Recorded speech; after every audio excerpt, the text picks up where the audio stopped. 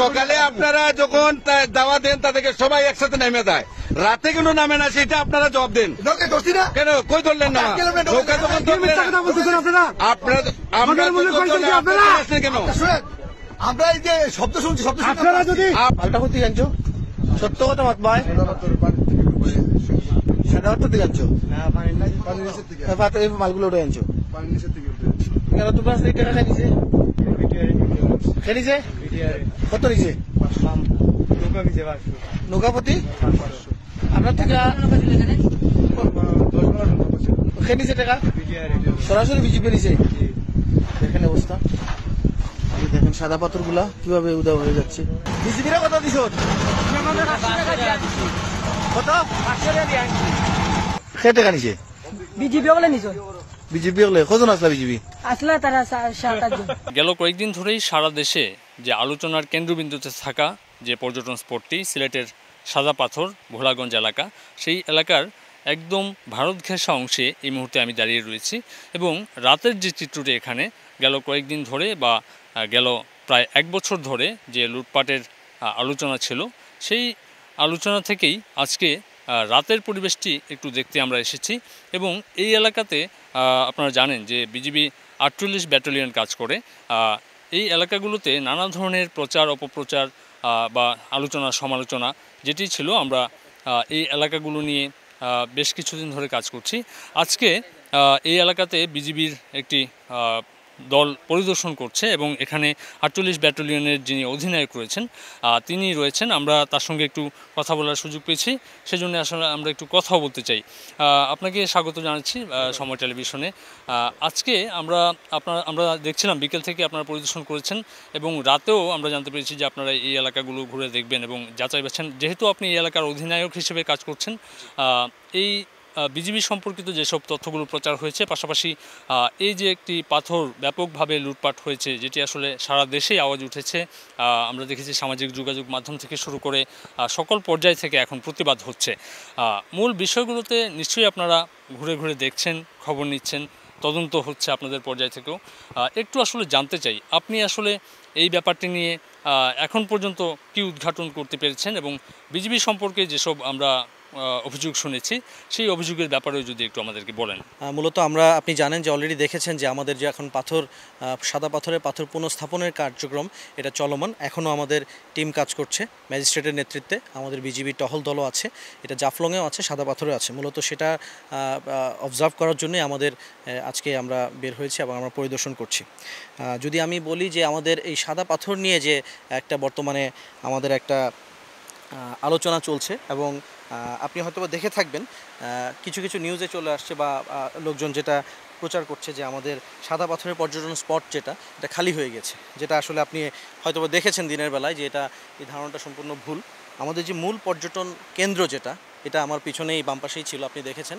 এই পর্যটন কেন্দ্রে কিন্তু এখনও পর্যাপ্ত পরিমাণে পাথর রয়েছে এবং আমি মনে করি আমাদের যে প্রাইমারি রোল যেটা আছে বিজিবির, আপনি জানেন যে বিজিবির প্রাইমারি রোল হচ্ছে সীমান্ত সুরক্ষা এবং এর পাশাপাশি আমরা যে এন্টি স্মাগলিং অপারেশন করি, আমরা মাদক বিরোধী অপারেশন পরিচালনা করি, আমরা এখন পুশিন নিয়ে কাজ করছি, যেন আমাদের কোনোভাবেই পুশিনটা আমরা অ্যাকসেপ্ট করছি না। এই বিষয়গুলোর পাশাপাশি আমরা কিন্তু সীমান্তবর্তী এলাকায়, যেহেতু আমাদের এখানে বেশ কয়েকটি পর্যটন স্পট আমরা বিজিবির সীমান্তবর্তী এলাকায় অবস্থিত, সেহেতু আমাদের সামাজিক দায়বদ্ধতা থেকে আমরা কিন্তু এই পর্যটন স্পটগুলোর যে পর্যটকদের নিরাপত্তা এবং এর পাশাপাশি আমাদের যে জাতীয় সম্পদ সাদা পাথর আছে এগুলো রক্ষার দায়িত্বে আমরা নিয়োজিত আছি। এর পাশাপাশি আমরা কিন্তু এককভাবে আমরা যেটা করছি, আমাদের মেইন প্রায়োরিটি হচ্ছে আমাদের সীমান্তের 150 গজের ভিতরে, কারণ এখানে একটা আন্তর্জাতিক ইস্যু জড়িত আছে। তো 150 গজের বাইরে বেসিক্যালি আমাদের এই অতিরিক্ত জনবল দিয়ে কিন্তু আমরা বিভিন্ন সময়ে এই অপারেশনগুলোর পাশাপাশি আমরা বিভিন্ন সময়ে এই নিরাপত্তাটা নিশ্চিত করি। এর সাথে অন্যান্য আইনশৃঙ্খলা বাহিনী আমরা এখন একত্রে কাজ করছি। ইনশাল্লাহ আমরা আমাদের এই পর্যটন স্পট যেটা আছে যেটা সৌন্দর্য আমরা রক্ষা করতে পারবো। যে প্রশ্নটি বারবার ঘুরে ফিরে আসছে, আমরা বিভিন্ন সামাজিক যোগাযোগ মাধ্যমে যেসব ভিডিও প্রচার হয়েছে আমরা দেখেছি অনেকেই যেখানে অভিযোগ করেছে বিজিবি টাকা নিয়েছে প্রতি নৌকা থেকে 500 টাকা করে, এরকম একটি আমরা বেশ ভিডিও পেয়েছি। পাশাপাশি এখানে একটি প্রশ্ন বারবার ঘুরে ফিরে আসছে, যেহেতু এখানে বিজিবির একটি পোস্ট রয়েছে, খুব কাছে থেকেই আসলে আপনারা দেখতে পাচ্ছেন এখানকে যারা দায়িত্বশীল ছিল তারা দেখতে পেয়েছে যে কিভাবে লুটপাটের যে নৌকাগুলো এসেছে। তাদেরকে আসলে কেন আসলে বিজিবি বিতাড়িত করতে পারেনি? তাদের পর্যায় থেকে কি ধারালো অস্ত্র ছিল কিনা, কোন ধরনের থ্রেট ছিল কিনা, বা সংঘবদ্ধভাবে আসলে এই কাজটি করেছে কিনা, এবং কারা কারা এই কাজগুলো করেছে তাদেরকে কি এখনও পর্যন্ত আইডেন্টিফাই করার ব্যাপারে বিজিবি কোনো সহযোগিতা করছে কিনা?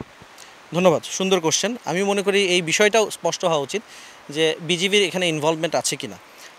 আমরা কিন্তু এই যে চ্যালেঞ্জের কথা বললেন, আমরা কিন্তু 24/7 সীমান্তে কিন্তু শুধু বিজিবি ব্যতীত, বর্ডার গার্ড বাংলাদেশ ব্যতীত আর কেউ কিন্তু নেই। আপনি অন্য কোনো আইনশৃঙ্খলা বাহিনীর কোনো সদস্য বা অন্য কেউ নেই। সো এই পুরা বর্ডারটা, এই সীমান্তের সুরক্ষাটার জন্য কিন্তু একমাত্র বিজিবি রেসপন্সিবল। তো আমরা কিন্তু সেটার পাশাপাশি এখানে যে অতিরিক্ত একটা চ্যালেঞ্জ, এই পর্যটন স্পটগুলো, এগুলো রক্ষা করার দায়িত্ব আমার। আমি বলেছি যে আমাদের আমি বলেছি যে এটা যেহেতু একটা জাতীয় সম্পদ এবং যেহেতু এটা একটা সামাজিক দায়বদ্ধতা ঠিক আমাদের পাশেই, এই জন্য আমরা কিন্তু চেষ্টা করে যাচ্ছি। আপনার একটু আমরা বক্তব্য জানতে চাই যে স্থানীয় প্রশাসন এখন যেভাবে প্রতিরোধ করছে সেটি আসলে আরও আগে করা কেন গেল না? আচ্ছা, ধন্যবাদ। স্থানীয় প্রশাসন কিন্তু আমাদেরকে হেল্প করেছে আমরা যখনই বলেছি, বাট আমরা এখন যেভাবে একত্রিতভাবে এটাকে যতটুকু গুরুত্ব দিয়ে যেভাবে দেখছি, এটা হয়তোবা আসলে ওখানে কিছু সীমাবদ্ধতাও ছিল, কিছু এখন আসলে গাফিলতি, সীমাবদ্ধতা, এই বিষয়গুলো দেখার জন্য আলাদা একটা টিম নিশ্চয়ই গঠন হয়েছে, সেটা দেখবে এবং এই তদন্ত টিমই বলে দিবে যে আসলে কার গাফিলতি ছিল বা কার সীমাবদ্ধতা ছিল। বাট আমি শুধু বিজিবির অবস্থান যদি বলি, বিজিবি সর্বতোভাবেই চেষ্টা করেছে। বিজিবি সবসময় পজিটিভ ছিল যে এই যে আমাদের সাদা পাথর রক্ষা বলেন বা পর্যটন স্পটগুলোর যে সৌন্দর্য রক্ষা, এগুলো আমরা আমাদের সামাজিক দায়বদ্ধতা থেকেই আমরা সাধ্যের সর্বোচ্চ চেষ্টা করেছি। এক্ষেত্রে আমরা উপজেলা প্রশাসনকেও বলবো, তারাও আমাদেরকে যথেষ্ট হেল্প করেছে। আমরা বিভিন্ন সময়ে অসময়ে, রাতের বেলা, দিনের বেলা আমরা যখন এই ইনফরমেশনগুলো দিয়েছি, তারাও যথেষ্ট চেষ্টা করেছে এবং আমরা অনেক টাস্কফোর্স অপারেশন পরিচালনা করেছি। যেহেতু পর্যটন স্পট সেটি বাংলাদেশের একটি গুরুত্বপূর্ণ জায়গা, এই জায়গাতে হাত দেয়া এবং এর সম্পদ নষ্ট করা এটি আসলে কোনোভাবেই আসলে কাম্য নয়। তবে যাদের বিরুদ্ধে অভিযোগ আসছে তাদেরকে আপনারা, যদি আপনাদের সদস্য কেউ হয়ে থাকে, তাদেরকে বিচারের আওতায় আনা যাবে কিনা এবং তাদেরকে আইডেন্টিফাই করে খুঁজে বের করে আসলে আপনারা তাদের অপরাধগুলো যেগুলো আছে সেগুলোর ব্যাপারে আপনাদের কোনো ব্যবস্থা থাকবে কিনা? আসলে যদি বলি যে অপরাধী যদি বলি, এখানে আসলে এই সাদা পাথর পুরোটা লুটপাটের পিছনে ডেফিনেটলি একটা স্বার্থান্বেষী মহল জড়িত আছে। এখানে আপনি যেটা বললেন যে এর মধ্যে আমাদের কোনো সদস্য জড়িত আছে কি না বা এ ধরনের, আমার মনে হয় এটা কোনো প্রশ্নই আসে না। এটাতে আমি কনফিডেন্ট অ্যাজ কমান্ডিং অফিসার। তারপরেও যদি এই ধরনের কোনো প্রমাণ পাওয়া যায়, আমি এনকারেজ করছি, কারণ যে কোনো বাহিনীতে আসলে আপনি 100%, যে কোনো একটা সিস্টেমে আপনি 100% হয়তো বা সব কিছু অ্যাকুরেট পাবেন না, সেখানে কারো ভুল ভ্রান্তি থাকতেই পারে। বা যদি এরকম কিছু পাওয়া যায়, ডেফিনেটলি এটা যদি আমাদের কোনো সদস্য এখানে জড়িত থাকে বা কোনো ছোট ঘটনার ক্ষেত্রেও যদি জড়িত থাকে, এটা অবশ্যই আমরা আইনানুগ ব্যবস্থার আমাদের যে সিস্টেম আছে সেটার মধ্যে রেখে আমরা আইনের আওতায় অবশ্যই আনবো। 2000 জনকে অজ্ঞাত আসামি করে একটি মামলা ইতিমধ্যে দায়ের করা হয়েছে কোম্পানিগঞ্জ থানায়, যেটি আসলে ইতিমধ্যেই এই মামলা থেকে 5 জন গ্রেপ্তার করা হয়েছে এবং এর আগে একজন স্থানীয় ইউপি চেয়ারম্যানকে গ্রেপ্তার করতে সক্ষম হয়েছে পুলিশ। এবং এই পুরো ব্যাপারটিকে ঘিরে এখনকার যে প্রক্রিয়া চলমান রয়েছে সেটি আপনারা জানেন যে প্রতিস্থাপন প্রক্রিয়া চলছে।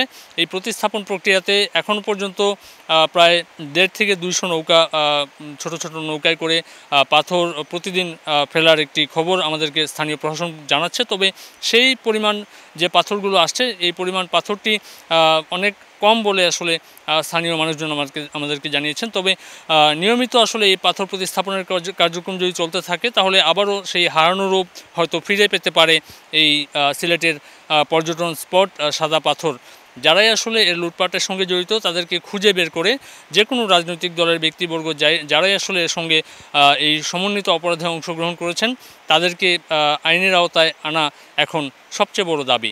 এই ছিল আসলে আমার কাছ থেকে সিলেটের সাদা পাথর পর্যটন স্পটের সর্বশেষ খবরাখবর।